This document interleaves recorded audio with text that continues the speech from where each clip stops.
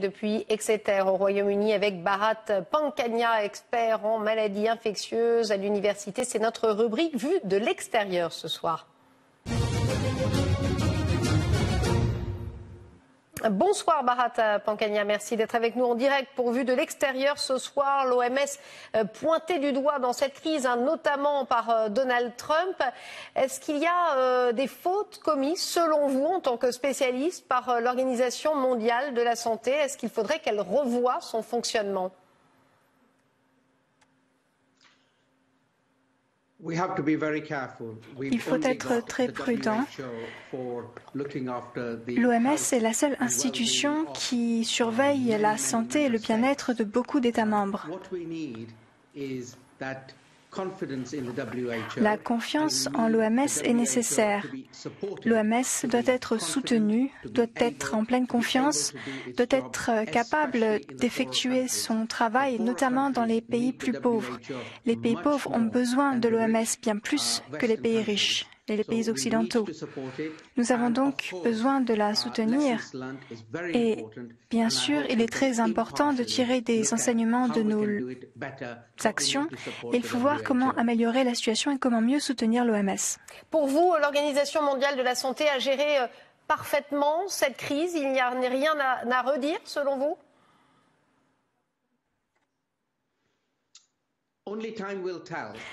Seul le temps nous le dira.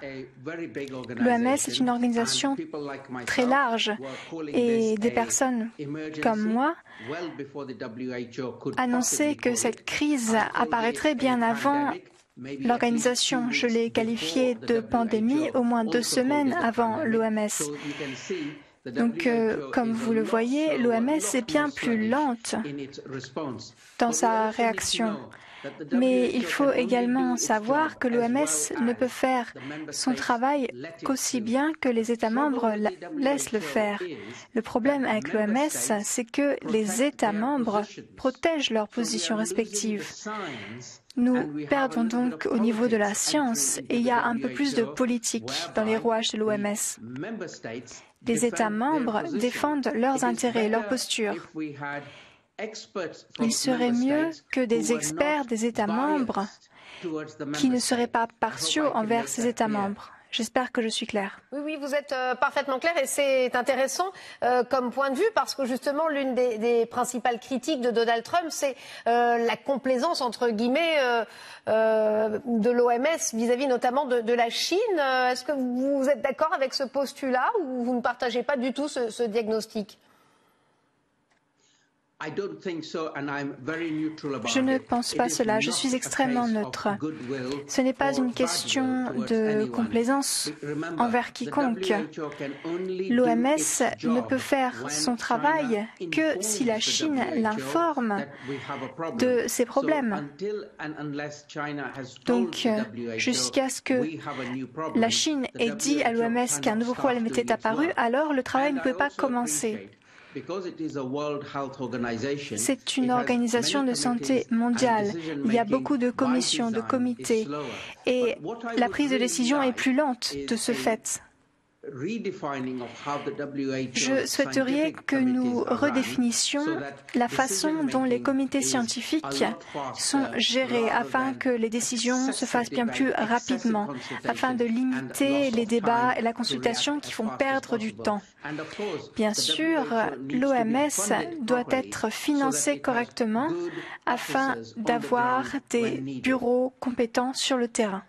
Alors, il y a une critique qui nous vient du secrétaire général de l'ONU, dont dépend d'ailleurs l'OMS. Nous avons vu des expressions de solidarité, mais très peu d'unité dans notre réponse face à la Covid-19. Les pays ont suivi des stratégies différentes, parfois contradictoires, et nous en payons tous le prix fort. Voici la déclaration d'Antonio Guterres aujourd'hui. Est-ce que il y a de ça, justement, on paye le prix fort dans cette gestion de la Covid-19 par manque d'unité des pays membres, justement?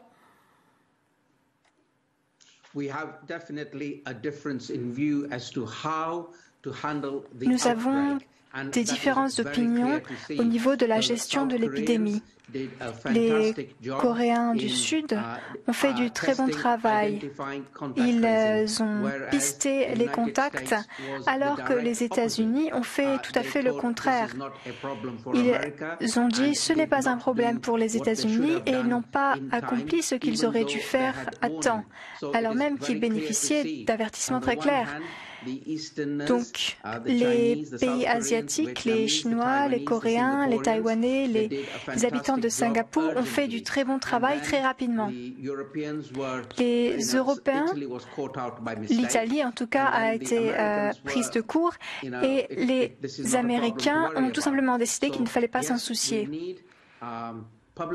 Effectivement, nous avons besoin d'une santé publique internationale qui travaille dans l'unité, qui décide d'un plan, sinon effectivement ce genre de catastrophe se reproduira.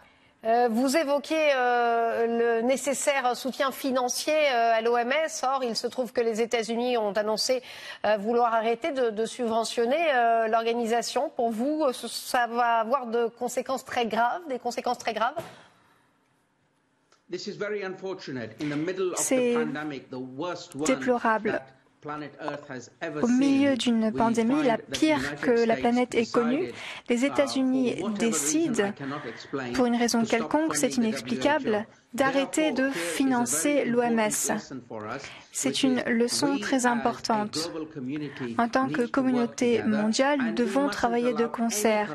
Nous ne devons permettre à aucun pays, qu'il s'agisse de la Chine, de l'Union européenne, des États-Unis ou des pays d'Amérique du Sud, de dicter le comportement et le financement de l'OMS. S'il n'y a plus de financement, le travail est impossible. L'OMS ne peut pas mener son travail dans les pays les plus pauvres. Et donc la circulation du virus en Afrique reviendra sur le devant de la scène et aura un impact sur les pays européens et dans le reste du monde. Donc, il serait dans l'intérêt des États-Unis, de l'Union européenne, du Japon et de la Chine de continuer à financer l'OMS afin de limiter le nombre des cas dans le monde entier. C'est dans leur propre intérêt. Ma dernière question aujourd'hui lors de l'assemblée annuelle de l'OMS, la Chine s'est dite favorable à une enquête sur l'origine de l'épidémie. Une fois qu'elle sera enrayée, on rappelle que Donald Trump accuse la Chine justement d'être à l'origine de cette épidémie, de l'avoir cachée. Vous pensez qu'on aura un jour la vérité sur ce qui s'est vraiment passé et notamment sur la façon dont la Chine a géré la crise du coronavirus ? C'est un sujet très important et il y a deux parties. Comment la Chine a géré la crise et l'origine des nouveaux virus. C'est ce que j'appelle la prévention. On peut dépenser des millions afin d'arrêter l'apparition de nouveaux virus en changeant nos pratiques humaines. Beaucoup de pratiques humaines, par exemple celle de chasser ou de capturer des animaux sauvages, de s'en nourrir, ou alors de donner des antibiotiques à des animaux pour qu'ils engraissent plus rapidement et pour accroître les profits, sont des problèmes causés par l'humanité qui existe dans le monde entier, notamment aux États-Unis. Il faut mettre un terme à des comportements nuisibles comme cela, sinon on passera des milliers de milliards après l'étape de la prévention. Merci Bharat Pankhania, expert en maladies infectieuses à l'université d'Exeter, d'avoir été avec nous pour Vue de l'extérieur ce soir.